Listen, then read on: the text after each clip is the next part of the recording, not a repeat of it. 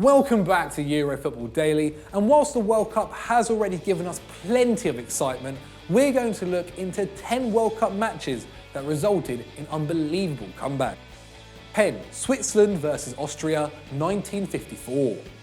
What better way to kick off our World Cup comebacks than with a 12-goal quarter-final thriller between Switzerland and neighbours Austria, still the highest scoring game in the competition's format. Host Switzerland spent 8 years preparing for the competition and had started well, dispatching the Italians. This was made all the sweeter by the fact games were being televised around Europe for the first time. The stakes were high against Austria, as was the temperature, with both sides battling it out in 40-degree heat. Hence the name, the Heat Battle of La Suna. The Swiss got off to a dream start. Striker Robert Borlemann scored a screamer from outside the box, setting the team on their way to a 3-0 lead in just 19 minutes. However, undeterred, the Austrians went not one, but two better in half the amount of time, scoring 5 goals in 10 first-half minutes, becoming the first team in World Cup history to recover from a 3-0 deficit in the process. Despite notching another 2, they were defeated 7-5.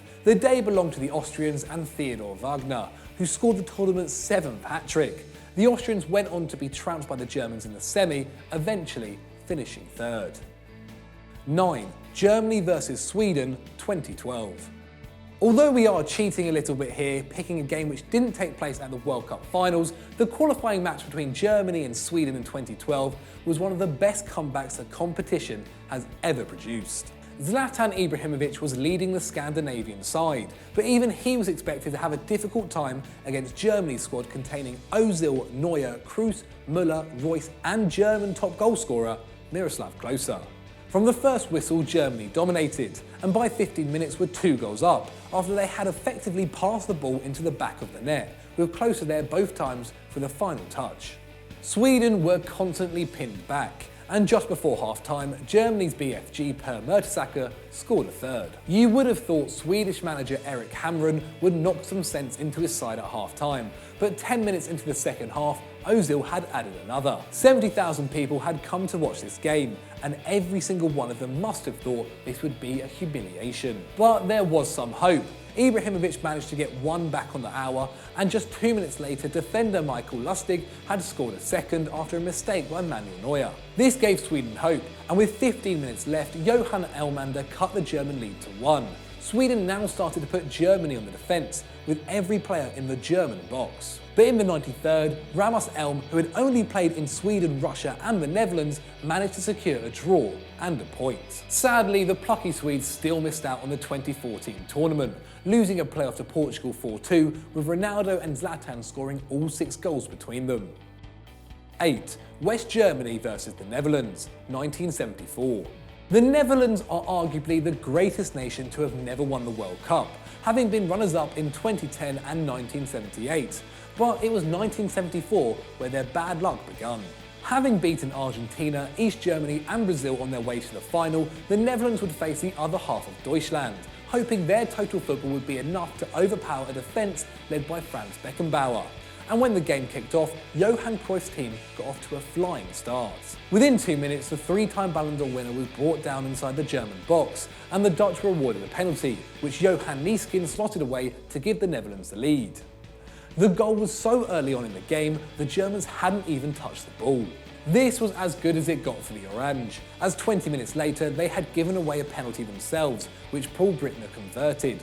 Remarkable given that a penalty had never been given in a World Cup final before. The Netherlands were taken by surprise and were unable to take their chances, and just before half-time, Gerd Müller, then Germany's all-time highest goalscorer, found space in the box to give his side the lead and the win. The Netherlands had chances to level it, but were not clinical enough, as Germany became the first ever team to win the Euros and the World Cup consecutively. Müller's goal turned out to be the last for his country, retiring from international football with 68 goals in 62 games. 7. France versus Croatia, 1998. 98 was the year Croatia shocked the world. The Davor Suker-inspired squad reached the semi-finals after already beating a Germany containing Lothar Matthäus and Jürgen Klinsmann 3-0, and faced off against France for a ticket to the final. The French squad had scraped through after beating Italy on penalties, but had Zinedine Zidane, Thierry Henry, Laurent Blanc and Marcel Desailly in their ranks. The game had attracted 76,000 fans to the Stade de France, and although the first half was nothing special, the second started explosively. Within 2 minutes, Davor Suker, who had already scored 4 goals in 5 games during the competition, put Croatia in the lead to the shock of keeper Fabian Barthez. All Vitreni had to do was defend, be compact and make no mistakes, but less than a minute later, Lilian Thuram bombed out of defence to pressure the Croatian back line, nicking the ball and slotting home an equaliser. The Croats were crushed and the home team pushed up looking for a winner, which somehow came from Thuram again, banging home a left-footed shot from the edge of the box. His 2 strikes took France to the final and the trophy, and in his record 142 appearances for his nation, those 2 comeback goals were the only ones Thuram ever scored. 6. West Germany vs France, 1982.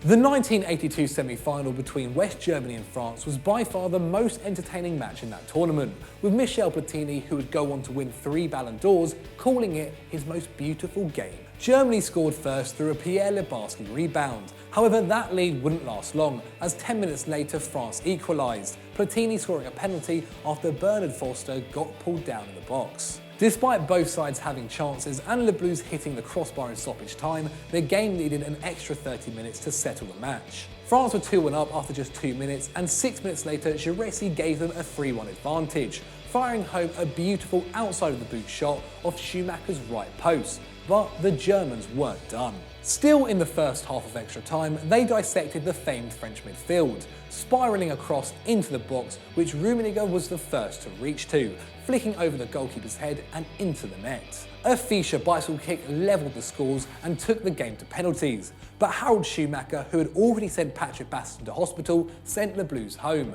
saving 2 penalties to reach the final. 5. Brazil vs England, 2002. After beating Denmark 3-0, England faced Brazil in the quarter-finals, in a game which was expected to confirm the promise of England's new generation, with players like Owen Hargreaves, David Beckham and Ballon d'Or winner Michael Owen all in the squad. England started brilliantly when Owen chipped home within 2 minutes. All seemed to be going smoothly, however it's England we're talking about, and just before half-time Brazil equalised through Rivaldo, taking the Brazilians into the break on a high. But it got worse for the 3 Lions, as 5 minutes into the second half, Brazil earned a free kick 35 yards out. The man behind the ball was the great Ronaldinho, but with the ball miles out and near the sideline, it wasn't expected to trouble Seaman. Oh, it did.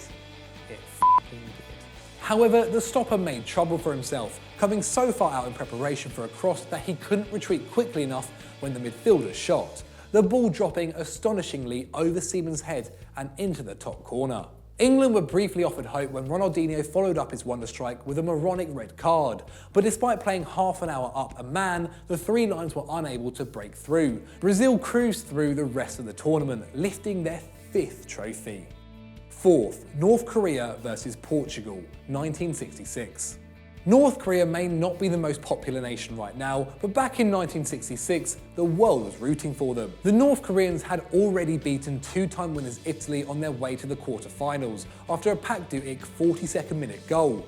This led them to being faced up with World Cup debutants Portugal, who boasted Ballon d'Or winner Eusebio. North Korea had travelled to the World Cup as 1,000-to-1 outsiders, and shocked the entire group after going 1-0 up within just 1 minute, after Pak Sung-sing found the back of the net. Unbelievably, things got even better, as by the time 25 minutes had passed, Korea were beating Portugal 3-0. Eusebio had been fairly quiet up to this point, having failed to truly threaten the Korean defence, but after the 3rd goal, things changed, with the Portuguese striker coming to life and securing a brace by half-time. And it didn't end there. Before the hour mark, Eusebio had bagged his hat-trick and Portugal's equaliser, and the 24-year-old went on to give his nation the lead. The Seleção das Quinas added a 5th 10 minutes before the end, and both sides ended up happy, as Portugal advanced. By full-time, although they had lost, North Korea had earned the respect of everyone at the tournament. Portugal would eventually finish 3rd, and although they were a team of 22 players,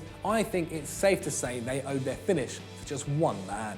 3. England versus Cameroon, 1990. A little inspiration now for every England fan watching. 1990 was the last time the Three Lions truly made waves at the World Cup, but their route to the semi-finals was far from plain sailing. England failed to win their first 2 games, scraped past Egypt to get out of the group, and required a moment of genius from David Platt in the final minute of extra time against Belgium to earn a place in the quarter-finals. Their opponents in the last 8 were a Cameroon side inspired by a 38-year-old Roger Milla, who had notched up 4 goals at the finals in Italy.